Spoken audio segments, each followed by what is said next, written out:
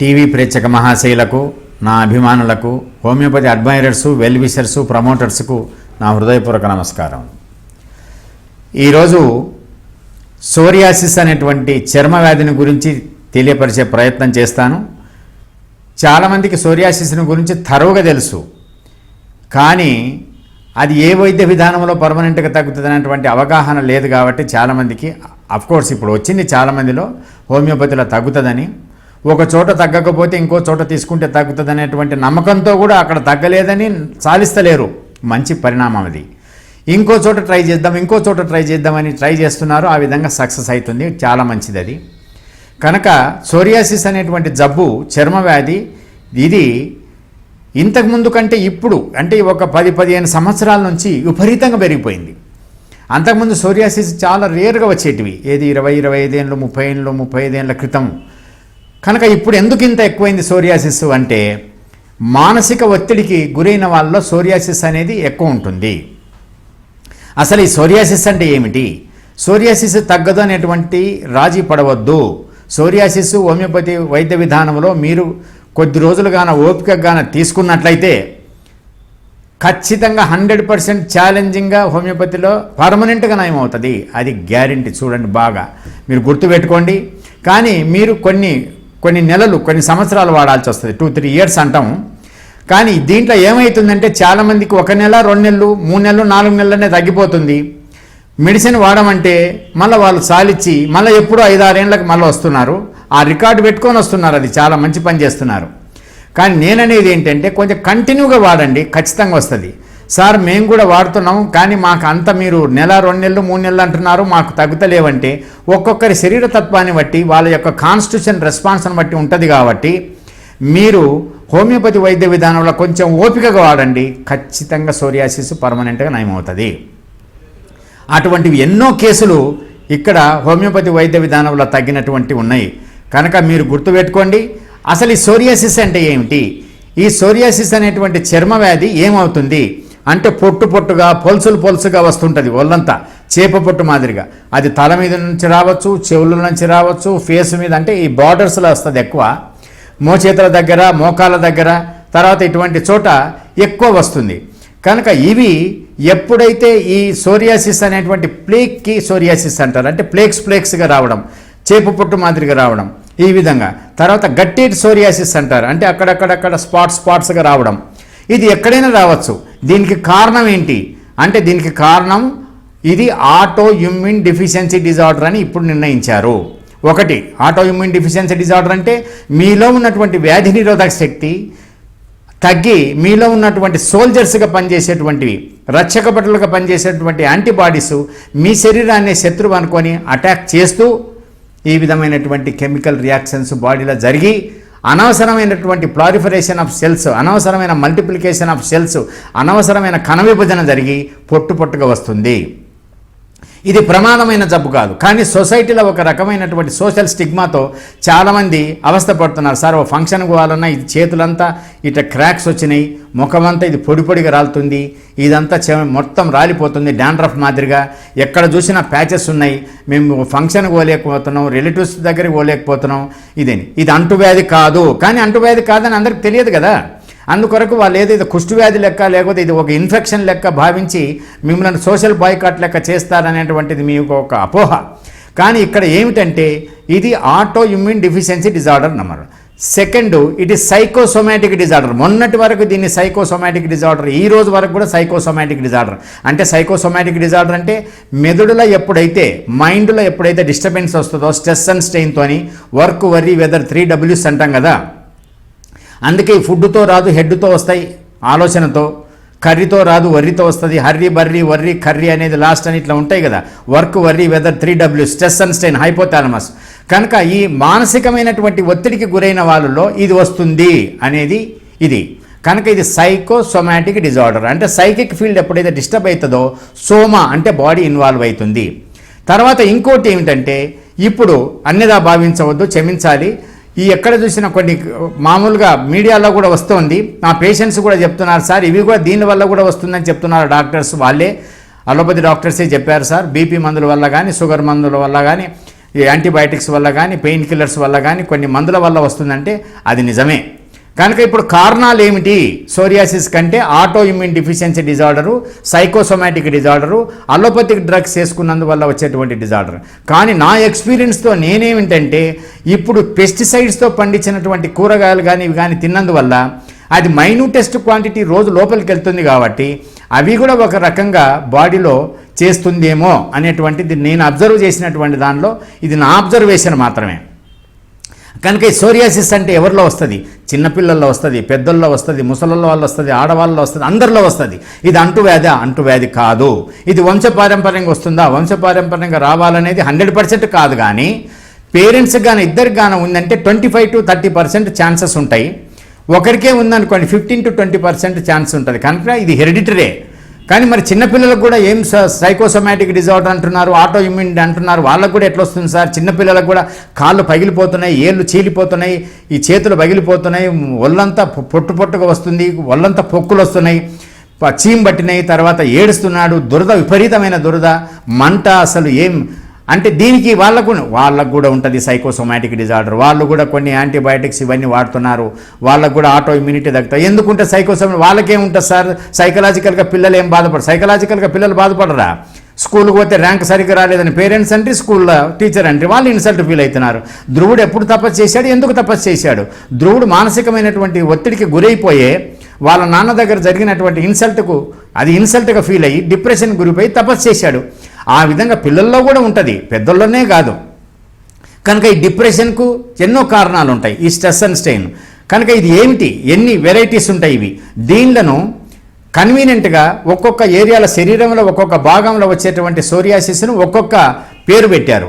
అటువంటి ఏంటంటే స్కాల్ప్ అంటే తలలో వచ్చిన దాన్ని స్కాల్ప్ సోరియాసిస్ అని, చేతులకు వచ్చింది అనుకోండి దాన్ని పామార్ సోరియాసిస్ అని, అరికాళ్ళకు వచ్చిందని ఉంటుంది అనుకోండి దాన్ని ప్లాంటార్ సోరియాసిస్ అని, మొత్తం బాడీకి వచ్చింది అనుకోండి కార్పోరిస్ సోరియాసిస్ కార్పోరిస్ అంటే ఎంటైర్ బాడీ ఇన్వాల్వ్. అంటే ఇది ఎక్కడైనా రావచ్చు.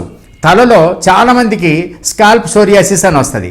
స్కాల్ప్ సోరియాసిస్ అంటే మొత్తం పొడిగా మొట్టమొదట ఏంటంటే వీళ్ళు ఇదేదో సెబోరిక్ డెర్మటైటిస్ అని, డాండ్రఫ్ అని దాన్ని నెగ్లెక్ట్ చేస్తారు. నెగ్లెక్ట్ చేసినందువల్ల ఏమవుతుందంటే అది ఎస్టాబ్లిష్ అవుతుంది.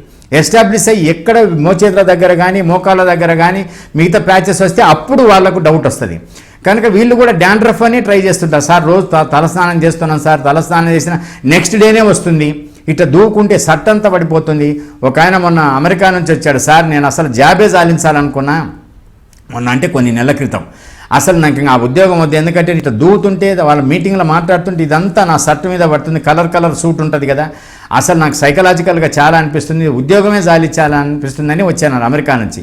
ఇక్కడికి వచ్చిన తర్వాత మళ్ళీ వాళ్ళకు 6 నెలలకు ట్రీట్మెంట్ తీసుకొని వెళ్ళారు. 3 నెలలకు ఫోన్ చేసి, సార్ అస్సలు ఇట్లా మంత్రం వేసినట్టు పోయింది సార్, అది అసలు కంప్లీట్గా ఒక్కరోజు కూడా ఇంతవరకు డాండ్రఫ్ లేదు, ఇది మంత్రమా లేకపోతే.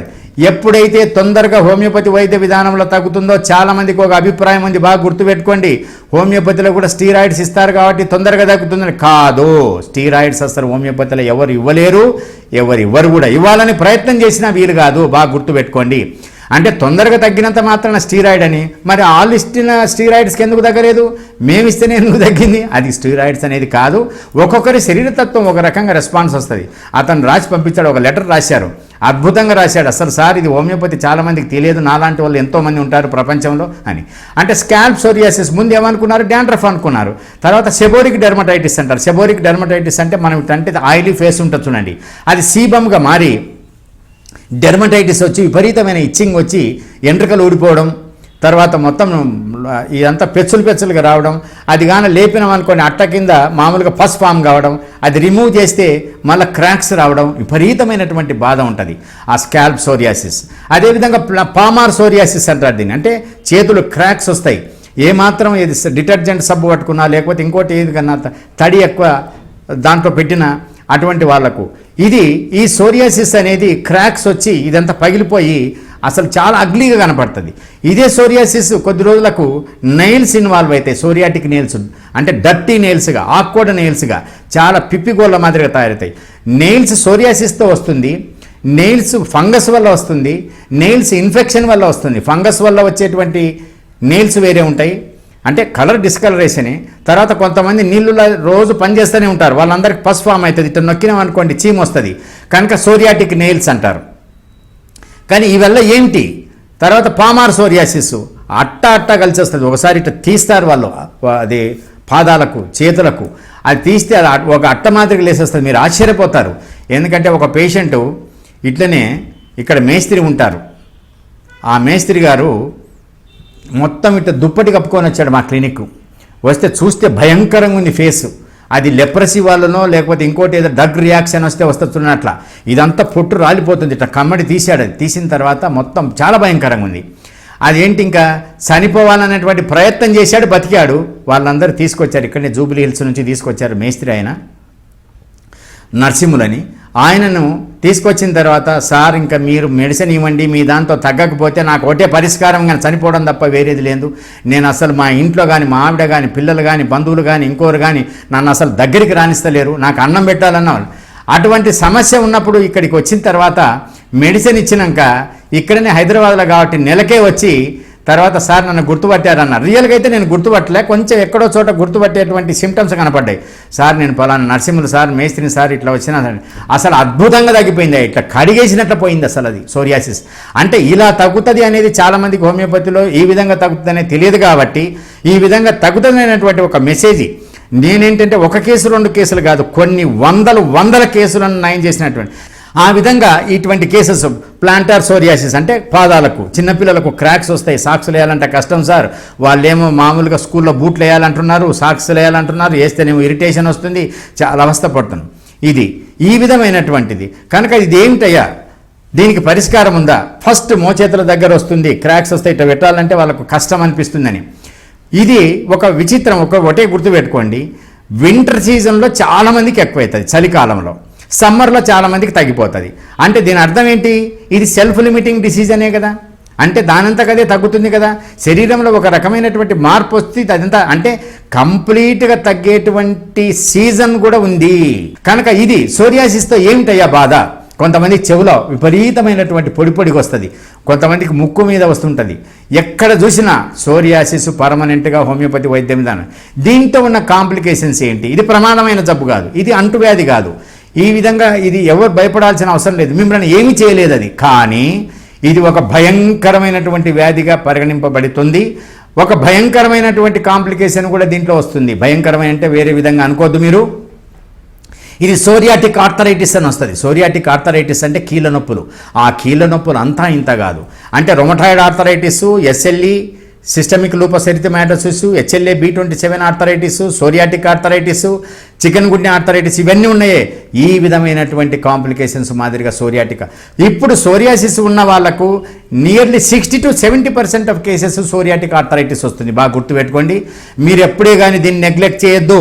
ఎందుకంటే నేను గవర్నమెంట్ హోమియోపతిక్ హాస్పిటల్లో రొమటాలజీ డిపార్ట్మెంట్లో రొమటాలజీ రీసెర్చ్ ఆఫీసర్గా పనిచేసినటువంటి అనుభవం, ఎన్నో కొన్ని వందలు వేల కేసులను నయం చేసినటువంటి కేసులు నా దగ్గర ఉన్నాయి. సోరియాసిస్లో వచ్చేటువంటి బాధ ఒకటి భరించలేనటువంటి బాధ.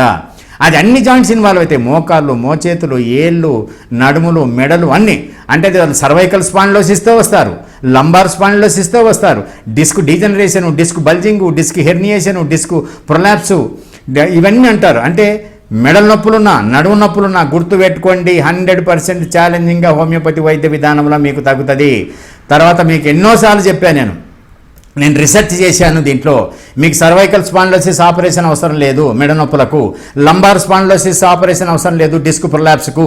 తర్వాత ఆస్టియోఆర్థరైటిస్ ఆఫ్ ద నీ జాయింట్స్, ఆస్టియోఆర్థరైటిస్ రొమటాయిడ్ వల్ల రావచ్చు, అరిగిపోయి రావచ్చు, సోరియాటిక్ ఆర్థరైటిస్ వల్ల రావచ్చు. ఏది ఆపరేషన్ లేకుండా హోమియోపతి వైద్య విధానంలో అద్భుతంగా హోమియోపతిలో తగ్గుతుంది. బాగా గుర్తుపెట్టుకోండి మీరు. కీళ్ళ నొప్పులతో సఫర్ అవుతున్న వాళ్ళు ఒక సోరియాటిక్ ఆర్థరైటిసే కాదు, ఏ ఆర్థరైటిస్ అయినా కానీ కూడా, గౌటీ ఆర్థరైటిస్, సోరియాటిక్ ఆర్థరైటిస్, ఏదే కానీ, చికెన్ గున్యా ఆర్థరైటిస్, ఆస్టియో ఆర్థరైటిస్, ఏ ఆర్థరైటిస్ అయినా హోమియోపతిలో అద్భుతంగా నయం అవుతుంది. మీకు ఇది చాలామందికి తెలియదు కాబట్టి నేను తెలియపరిచేటువంటిది. ఒక కేసు సోరియాటిక్ ఆర్థరైటిస్ వచ్చి, సోరియాసిస్ వచ్చి వ్యవసాయం చేసుకున్న అతను ఏం చేయలేకపోయాడు, గద్వాల నుంచి వచ్చారు ఆయన. వచ్చిన తర్వాత ఇక్కడికి సార్ ఎన్ని సంవత్సరాలు ఉంటుంది? చాలా ఉంది సార్. హోమియోపతి వాడాను, ఆయుర్వేద వాడాను, యునాని వాడాను, నేను వాడన్నట్టు లేదు సార్. నేను అసలు మంచం మీదనే ఉన్నట్టు తీసుకొచ్చారు ఈరోజు అన్నాడు. మా మెడిసిన్ ఇచ్చిన తర్వాత అంటే నేను కొన్ని కేసులే మీకు చెప్పగలుగుతున్నా, ఇటువంటివి ఎన్నో ఉన్నాయి రికార్డెడ్ ఎవిడెన్స్. అతను 3-4 నెలల తర్వాత ఇంకో కేసును పంపించి, సార్ ఆయన బాగా అయినాడు సార్, నడుస్తున్నాడు, అన్ని పనులు చేసుకుంటున్నాడు, అసలు వ్యవసాయం చేసుకుంటున్నాడు సార్ అని. చాలా సంతోషం అది. అంటే నేను మీకు చెప్పేటువంటి మెసేజ్ ఏమిటంటే, హోమియోపతిలో సోరియాటిక్ ఆర్థరైటిస్, సోరియాసిస్ తగ్గిందంటే సోరియాటిక్ ఆర్థరైటిస్ కూడా మీకు ఆటోమేటిక్గా తగ్గుతుంది. ఇది గుర్తుపెట్టుకోండి. తర్వాత మిగతాది ఈ సోరియాసిస్తో పాటు హోమియోపతి వైద్య విధానంలో ఈ మిగతా స్కిన్ డిసీజెస్, సార్ మిగతా స్కిన్ డిసీజెస్లు ఏమున్నాయి? మిగతా స్కిన్ అంటే సోరియాసిస్ గురించి ఎందుకు చెప్తున్నానంటే ఇప్పట్లో చాలా ఉన్నాయి కాబట్టి దాని గురించి. మిగతా స్కిన్ డిసీజెస్ కూడా ఉందా సార్ అంటే హోమియోపతిలో బ్రహ్మాండంగా ఉంది. చాలామంది ఫంగస్ ఇన్ఫెక్షన్ వస్తుంది, గజ్జల్లో దురద, సంకల్లో దురద, ఆడవాళ్ళలో బ్రెస్ట్ కింద దురద, ఎక్కడ చెమట పడితే అక్కడ, లావు ఉన్న వాళ్ళకి, సన్నగా ఉన్న వాళ్ళకి ఎవరికైనా రావచ్చు ఆ ఫంగల్ ఇన్ఫెక్షన్. సార్ ఎన్నో ఆయింట్మెంట్స్ పెట్టాము, ఏమి తగ్గలేదు అని. చాలామంది సోరియాసిస్కి వచ్చి, సార్ ఆయింట్మెంట్ ఏమన్నా ఉందా హోమియోపతిలో అంటారు. ఆయింట్మెంట్స్ అని ఏమి లేదు. మరి ఏం చేయాలి సార్? ఏదైనా లిక్విడ్ పారాఫిన్ కానీ, వైట్ పెట్రోలియం జెల్లీ కానీ, మెత్తగా పెట్టట్టు పుసుకోమని చెప్తా కానీ, మరి ఇది ఏం చేయాలి సార్ అంటే, మరి ఏం చేస్తామయ్యా, మరి ఆయింట్మెంట్స్ తగ్గుతుందా? తగ్గుతుంది. ఎట్లా తగ్గుతుంది సార్? తగ్గుతలేదు మాకు. మరి అంటే మీరు చూడండి, అప్లై నో రిప్లై అనే వరకు అప్లై చేయండి అని చెప్తా, ఊరికే సరదాగా అది. కనుక ఈ విధంగా ఈ ఆయింట్మెంట్స్, కొంతమంది అంటారు సార్ సాలిసిలిక్ యాసిడ్ ఆయింట్మెంట్ పెడితే అది క్యాన్సర్ వస్తుంది కదా అని. అట్లా సైడ్ ఎఫెక్ట్స్ అన్నీ ఉంటాయి, ప్రతి ఒక్కరికి రావాలనేది ఏమి లేదు. అది మీరు వాడితే వాడండి, కానీ ఆ మందులు రాను తగ్గించుకుంటూ రండి. కనుక ఈ విధంగా యాంటీఫంగల్ ఆయింట్మెంటు, యాంటీఫంగల్ డ్రగ్స్ ఎన్నో వేసిన తర్వాత ఫంగస్ తగ్గించడానికి అవి తగ్గలేదు. రెసిస్టెంట్ ఫంగస్ వచ్చింది సార్, ఇది తగ్గదంటున్నారు. బ్రహ్మాండంగా హోమియోపతి వైద్య విధానంలో తగ్గినటువంటి కేసులు ఎన్నో రికార్డెడ్ ఎవిడెన్సెస్ మీకు ఉన్నాయి, మీకు చూసుకోండి వచ్చి. తర్వాత చాలామందికి డయాబెటీస్ వాళ్లకు, ఈ విధంగా ఆడవాళ్లకు విపరీతమైనటువంటి దురద, అంటే మర్మాంగాల దగ్గర, తొడల దగ్గర అక్కడ విపరీత, మగవాళ్ళలో క్రాక్స్ వస్తాయి, ఆడవాళ్ళలో దురద, విపరీతమైన దురద, చాలా వాళ్ళు చెప్పుకోలేక చాలా అవస్థ పడుతుంటారు. అటువంటి వాళ్ళకు కూడా హోమియోపతి వైద్య విధానంలో అద్భుతంగా మెడిసిన్స్ ఉన్నాయి. తర్వాత ఎలర్జిక్ ఫోటో సెన్సిటివ్ డెర్మటైటిస్ అంటాం, అంటే సన్ ఎలర్జీ. అంటే ఎండకి వెళ్ళారనుకోండి మొత్తం ఎర్రగా కావడం, ఆ ఎర్రగా అనేది మొత్తం నల్లగా కావడం, ఎక్స్పోజ్డ్ పార్ట్స్ అన్ని నల్లగా. సార్ మేము ఎండకి వెళ్ళకూడదంట, మీరు ట్యూబ్ లైట్ దగ్గర ఉన్నా వస్తుంది, స్టవ్ దగ్గర వేడుకున్నా వస్తుంది, ఎన్ని అవాయిడ్ చేస్తారు? సార్ ఎలర్జీ వచ్చింది, ఏం ఎలర్జీ? పైత్యం దద్దులు వచ్చినాయి, ఏం చేయాలని? పైత్యం దద్దులు వస్తే సార్ ఈ విధంగా అవాయిడ్ చేయాలంట కదా, ఎన్నెన్ని అవాయిడ్ చేస్తారు? ఏ దానివల్ల వస్తుంది? నిమ్మకాయ తింటే వస్తుంది, టమోటా తింటే వస్తుంది, పల్లీలు తింటే వస్తుంది, నువ్వులు తింటే వస్తుంది, గోధుమలు తింటే వస్తుంది, పాలు తింటే వస్తుంది, పెరుగు తింటే వస్తుంది, పాలు తాగితే వస్తుంది, పెరుగు తిన్నా వస్తుంది. తర్వాత మామూలుగా కోడిగుడ్డు, కోడి మాంసం, రొయ్యలు, చేపలు, ఇవి ఎన్ని అవాయిడ్ చేస్తారు? వాతావరణం మారితే వస్తుంది, ఏదన్నా డ్రగ్ రియాక్షన్స్ వల్ల వస్తుంది. కనుక ఇవన్నీ చాలామంది అంటుంటారు, సార్ నాకు సోరియాసిస్ ఏది తింటే ఎక్కువ అవుతుంది, ఏది తింటే తక్కువ అవుతుంది. సోరియాసిస్ ఏది తిన్నా ఎక్కువ కాదు, ఏది తిన్నా తక్కువ కాదు, ఎందుకంటే ఇది సైకోసోమాటిక్ డిజార్డర్. లేదు సార్ మేము కొన్ని తింటే ఎక్కువ అవుతుంది, అది మీకు అసోసియేటెడ్ ఎలర్జీ ఉండొచ్చు, మీరు అవాయిడ్ చేయాల్సిన అవసరం లేదు. ఒకవేళ అటువంటిది కానీ మీకు ఏదన్నా ఉందంటే మీరు అబ్జర్వ్ చేసి కొద్ది రోజులు తినండి, మళ్ళీ తర్వాత మా మెడిసిన్ వేసిన తర్వాత సాలించండి, కొద్ది రోజులు మా మెడిసిన్ వాడిన తర్వాత మళ్ళీ తిని చూడండి, మీరు అది రియాక్షన్ రాలేదనుకోండి, మీ జబ్బు తగ్గినట్లే కదా. ఆ విధంగా అట్టికేరియా, పైత్యం దద్దులు, ఫోటోసెన్సిటివ్ డెర్మటైటిస్, చిన్నపిల్లలకు ఎటోపిక్ డెర్మటైటిస్ అంటారు, అంటే వాళ్ళ వంశంలో ఎవరికైనా ఆస్తమా, ఎలర్జీ, ఇస్నోఫిలియా, సైనసైటిస్, బ్రాంకైటిస్ ఉందనుకోండి, అటువంటి పిల్లలు ఇప్పుడు ఫాల్ సీజన్, స్ప్రింగ్ సీజన్ అని అమెరికాలో ఎంతోమంది ఈ పోలెన్తో అవస్థపడుతూ ఇక్కడ దురద, తల్లిదండ్రులు అయితే విపరీతమైనటువంటి, సార్ ఎన్నో ఆయింట్మెంట్స్ పెట్టాం, ఎన్నో తర్వాత ఇవి మాయిశ్చరైజర్స్ పెట్టాం, అయినా కానీ కూడా పాప నిద్రపోతలేదు, మేము నిద్రపోతలేము, మాకు అసలు చాలా అవస్థ అయిందని.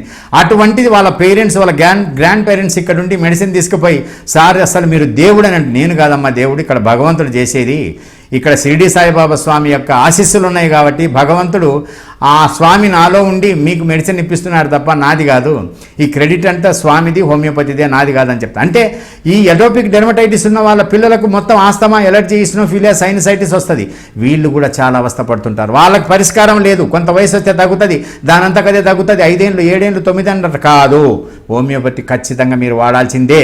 ఆ విధంగా తర్వాత అట్టికేరియా, పైత్యం దద్దులు అంటాం చూడండి, ఒళ్ళంతా వస్తుంది, ఒక్కోసారి డ్రగ్ రియాక్షన్స్ అని చాలా సివియర్గా వస్తాయి.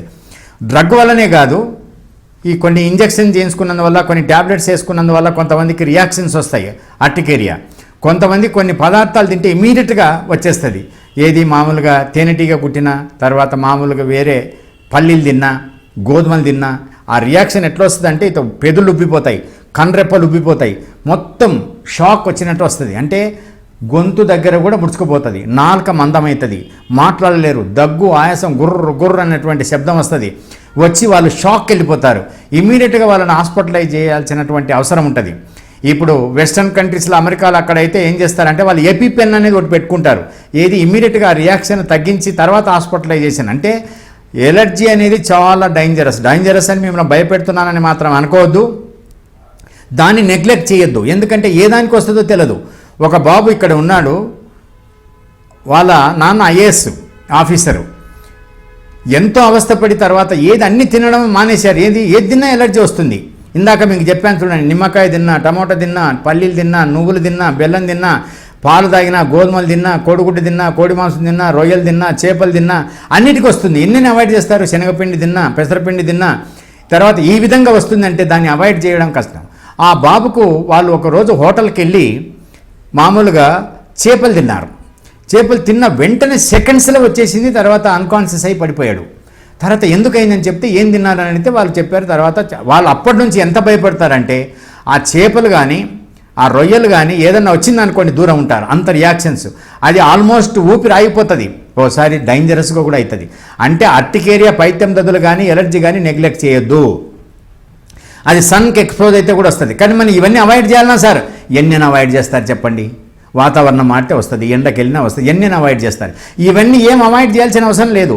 మీలో ఉన్నటువంటి ఎలర్జిక్ టెండెన్సీ, మీలో ఉన్నటువంటి అతిస్పందన, ఒక రకమైనటువంటి బాడీలో ఉన్నటువంటి రియాక్షన్ మా హోమియోపతి మెడిసిన్ తగ్గిస్తుంది. కాబట్టి ఈసినోఫిల్స్ ఇంక్రీజ్ కాకుండా ఐజీ అనేటువంటి యాంటీబాడీస్ ఇంక్రీజ్ అనేవి మళ్ళీ నార్మల్గా వచ్చినాయి, ఈసినోఫిల్స్ ఇంక్రీజ్ అనేవి మళ్ళీ నార్మల్గా వచ్చినాయి.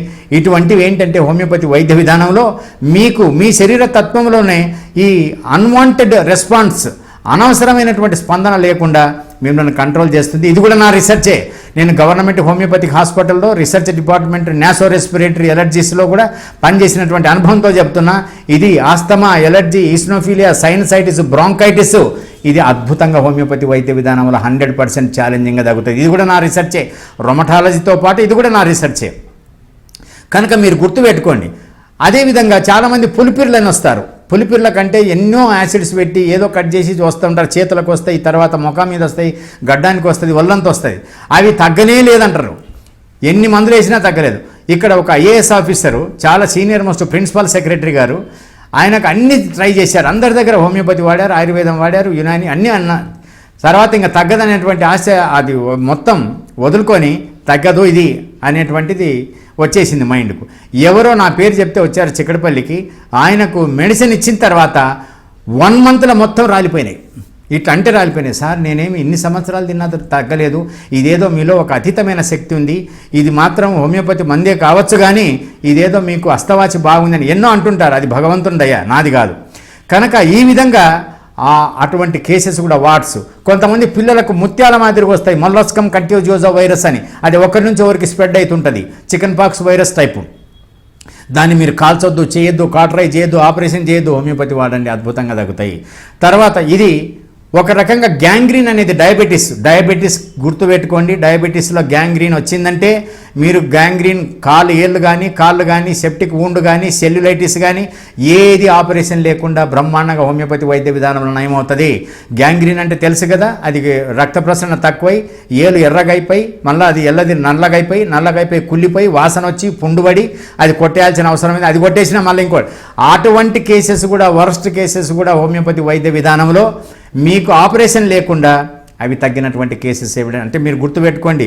ఇది ఒక్కటే కాదు, డయాబెటిక్ కార్బంకల్ రాచపుండు కూడా హోమియోపతి వైద్య విధానంలో తగ్గింది. డయాబెటీస్ వల్ల యాప్సెసెస్, బాయిల్స్ వస్తాయి ఒళ్ళంతా. ఆ యాప్సెసెస్, బాయిల్స్ కూడా హోమియోపతిలో తగ్గుతాయి. ఇవన్నీ స్కిన్ కిందకే వస్తుంది, సోరియాసిసే కాదు ఇవన్నీ.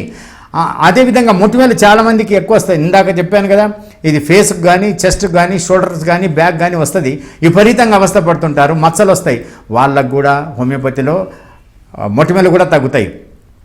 తర్వాత సెల్యులైటిస్ అని వస్తుంది, అంటే కాలు ఎర్రగబడ్డం. డయాబెటీస్ వాళ్ళకి కానీ, డీప్ వీన్ థ్రాంబోసిస్ కానీ, లేకపోతే రక్త ప్రసరణ తక్కువై రక్తనాళాలు మందమై రక్తనాళాల్లో రక్తం గడ్డగట్టి విపరీతమైనటువంటి ఎరుపు, పోట్లు, మంటలు, నిద్ర రాదు, తర్వాత ఎన్నో అవస్థ పడుతుంటారు. అది కూడా ఇట్లా తీసేసినట్టు పోతుంది హోమియోపతి వైద్య విధానంలో మా మెడిసిన్తోని. తర్వాత ఇది డయాబెటిక్ గ్యాంగ్రీను, దీంతోపాటు డయాబెటిక్ సెప్టిక్ వూండ్ అని వస్తుంది. ఆ సెప్టిక్ వూండ్ అంటే ఎప్పుడైనా దెబ్బ తగిలినప్పుడు ఆ పాదాలకు. తర్వాత కొంతమంది కాన్స్ అంటారు, ఆనెలకు కూడా మీరేం ఆపరేషన్ చేయకూడదు. చాలా ఆనెలు కానీ డయాబెటీస్ వాళ్ళు ఎప్పుడే కానీ పాదాల్లో ఉన్న ఆనెలు ఆపరేషన్ చేయించొద్దు, అది సెప్టిక్ వూండ్ అవుతుంది. ఎందుకంటే మేకు గుచ్చుకున్నా, గాజు పెంకు గుచ్చుకున్నా, కొబ్బరి చిప్పలు గుచ్చుకున్నా, ముళ్ళు ఇరిగినా నొప్పి అది మామూలుగా సెప్టిక్ అవుతుంది. కాబట్టి లేదు సార్ మాకు పుండ్లు అయితే బాగా తగ్గుతున్నాయి డయాబెటీస్లో, పక్కన అయితే తగ్గుతుంది కానీ పాదానికైతే తగ్గదు, బాగా గుర్తుపెట్టుకోండి. కనుక అటువంటిది కూడా మా దగ్గర హోమియోపతిలో. తర్వాత వ్యారికోస్ వీన్స్ అంటారు. వీన్స్ అంటే కాళ్ళ నరాలు ఉబ్బుతాయి.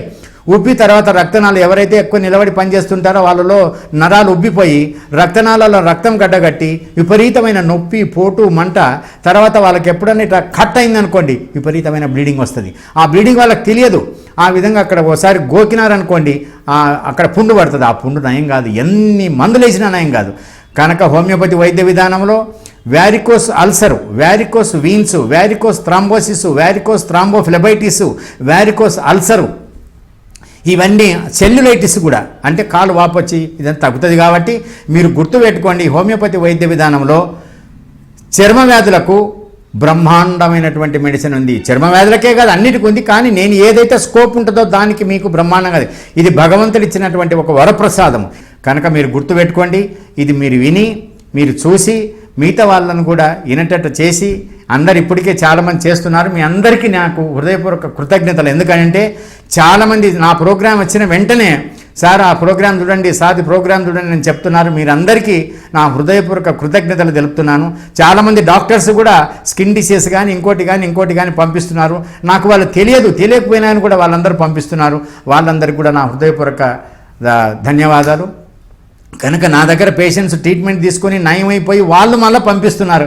ఈ విధంగా హోమియోపతి అవేర్నెస్ను క్రియేట్ చేసి హోమియోపతి వైద్య విధానాన్ని విశిష్టతకు చాలామంది హెల్ప్ చేసిన వాళ్ళకంతా నా హృదయపూర్వక కృతజ్ఞతలు తెలుపుతూ, ఇదే విధంగా మీరు ఇదే స్ఫూర్తితో మీరందరికీ చెప్పి ఈ హోమియోపతి వైద్య విధానంలో ఉన్న విశిష్టతను గ్రహించి భగవంతుడు మిమ్మల్ని ఆరోగ్యంగా ఉంచాలన్నటువంటి నా సంకల్పం ఎలా ఉందో మీ సంకల్పం కూడా అలానే ఉంటుందని ఆశిస్తూ, భగవంతుడు మిమ్మల్ని ఆరోగ్యంగా హోమియోపతి వైద్య విధానంతో మీకున్నటువంటి జబ్బులన్నీ పర్మనెంట్గా తగ్గుతుంది అనేటువంటి ఒక ఆశతో మీకు చెప్తున్నా. నమస్తే.